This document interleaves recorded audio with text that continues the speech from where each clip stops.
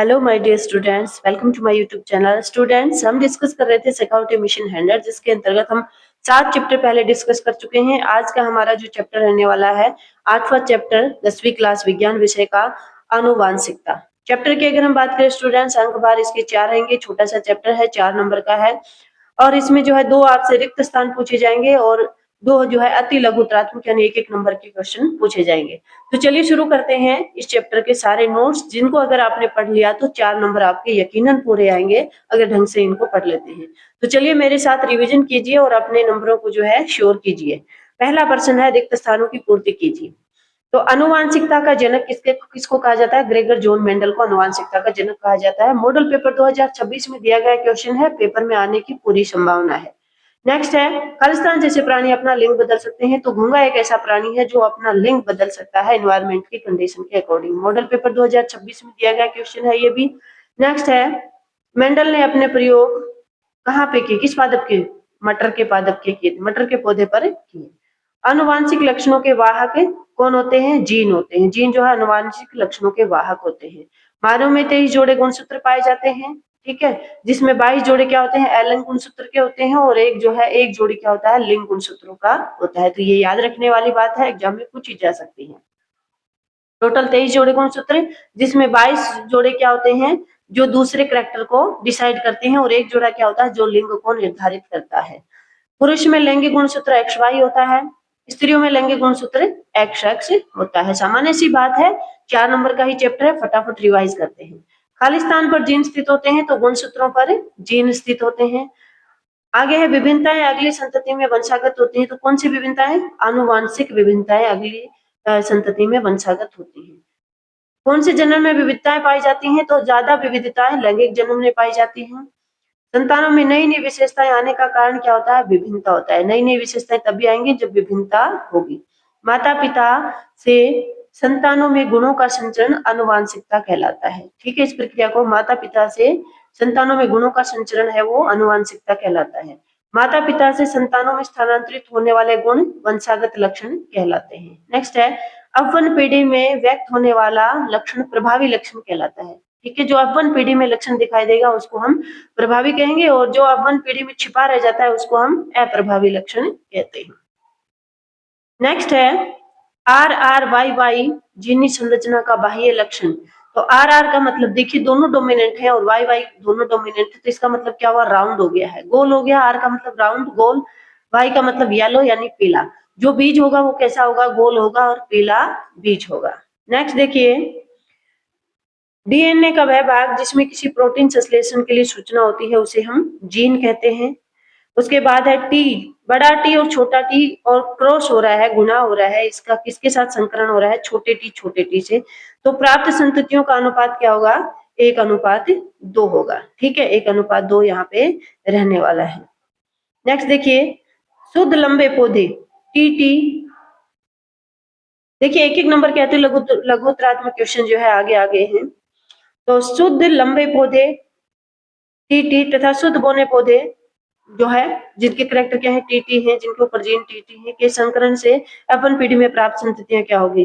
तो इसमें क्या होगा? इस तरह से जो है उसके युग्मक बनेंगे और उनका जब हम क्रॉस कराएंगे तो देखिए हर कोई इस तरह का जो है पौधा आपको प्राप्त होगा। यहाँ पे ये प्रभावी लक्षण है और ये प्रभावी लक्षण है। तो प्रभावी लक्षण पहली पीढ़ी में शो होगा तो सारे के सारे पौधे क्या होंगे? लंबे हो जाएंगे।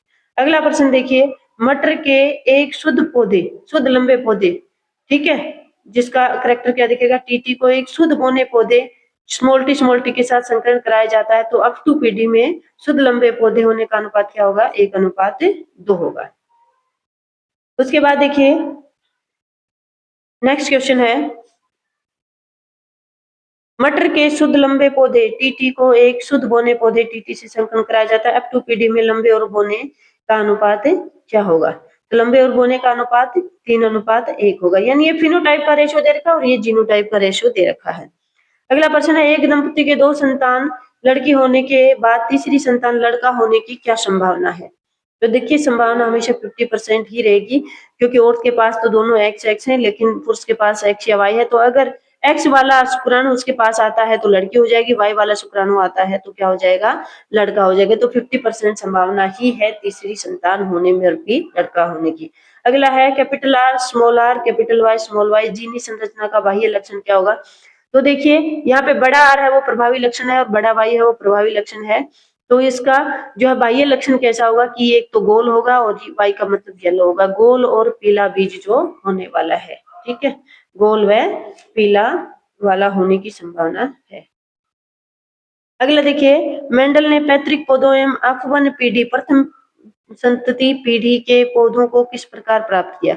तो मेंडल ने जो है स्वपरागण के द्वारा इनको प्राप्त किया। अगला है एक संकर संकरण में F2 पीढ़ी में प्राप्त पौधों की लंबाई की जीनी संरचना क्या होगी। तो F2 पीढ़ी में जो प्राप्त पौधे होंगे वो कैसे होंगे, एक तो ऐसा होगा जिसमें दोनों कैपिटल टी होंगे, दो ऐसे होंगे जिसमें एक कैपिटल टी स्मॉल टी, यानी दिखने में ये भी लंबाई होगा लेकिन उसके जीनोटाइप का रेशियो देखते थोड़ा अलग है, और एक ऐसा होगा जो शुद्ध बोना होगा, ठीक है, ये शुद्ध बोना होगा। इस तरह के जो है उनके जीन की संरचना होगी। अगला है मेंडल के प्रयोग में मटर के सफेद फूल का विषयापी लक्षण क्या था। ये माध्यमिक शिक्षा बोर्ड 2025 में पूछा गया है। विषयापी का मतलब इसका विपरीत लक्षण कौन सा लिया था, तो सफेद के सामने विपरीत लक्षण बैंगनी फूल था, ठीक है, और सफेद प्रभावी अप्रभावी लक्षण था, बैंगनी फूल क्या था, प्रभावी लक्षण था। अगला प्रश्न है मेंडल के प्रयोग में मटर के लंबे पौधे का विषयापी लक्षण क्या था। तो लंबे का विषयापी क्या था, बोलना। नेक्स्ट है नीचे दिए गए जीनोटाइप युक्त बीजों के बाह्य लक्षण लिखिए। तो बाह्य लक्षण मतलब बाहर से देख करके कैसा दिख रहा है वो। बड़े आर का मतलब है गोल होगा, राउंड होगा, ठीक है, और दोनों स्मॉल वाई है, स्मॉल वाई का मतलब क्या है, वो पीला ना होकर के वो हरा होगा, तो क्या होगा, गोल और हरा बीज होगा।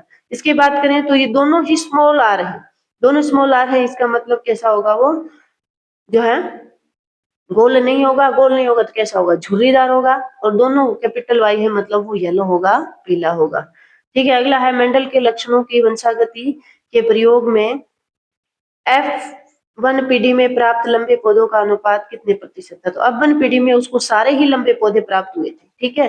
फिनोटाइप का रेशियो बाहर से देखने पर सारे ही लंबे थे, उनके जीन थोड़े अलग जरूर थे लेकिन उसमें जो प्रभावी लक्षण दिखाई दिए वो लंबेपन का था, तो 100% पौधे कैसे थे, लंबे थे। अगला देखिए एकल संकर संकरण को परिभाषित कीजिए। तो दो पौधों के मध्य एक जोड़ी जो विषयापी लक्षण लिए हैं उनके मध्य क्रॉस कराने पर एकल, यानी कोई एक ही जोड़ी लक्षण लिया है हमने, जैसे गोल बीज लिया और दूसरा झुर्रीदार बीज लिया, बस उसी लक्षण को लेकर के हम संकरण करा रहे हैं, एक जोड़े को लेकर के संकरण करा रहे हैं, तो हम उसको क्या कहेंगे, एकल संकर संकरण कहलाएंगे।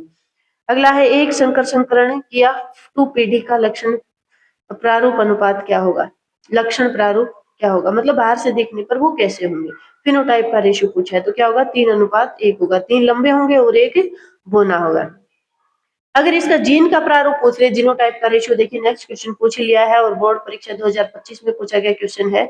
F2PD में जीन का प्रारूप क्या होगा, 1:2:1 होगा। किस तरह से होगा भाई, एक पौधा बिल्कुल प्योर लंबा इस तरह का, दूसरा पौधा लंबा तो है लेकिन उसके जीन की संरचना देखें तो बीच के 2 पौधे ऐसे हैं, और तीसरा बिल्कुल प्योर बोना है, उसकी जीन की संरचना इस तरह की है। तो ये अनुपात क्या है, इसको हम जीनोटाइप का अनुपात कहते हैं, जीन का प्रारूप कहते हैं।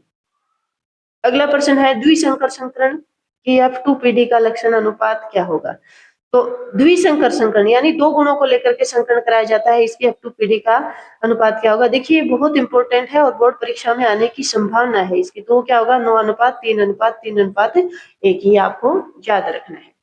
तो हमने आज के वीडियो में जो है 15 तक के क्वेश्चनों को, और जितने भी खालिस्तान इस चैप्टर से बन रहे हैं, क्योंकि इस चैप्टर से 2 खालिस्तान आने वाले हैं और 2 अति लघु उत्तरात्मक क्वेश्चन, तो आज के वीडियो में इतना ही डिस्कस करेंगे। नेक्स्ट वीडियो में हम जितने भी अति लघु उत्तरात्मक क्वेश्चन बच जाते हैं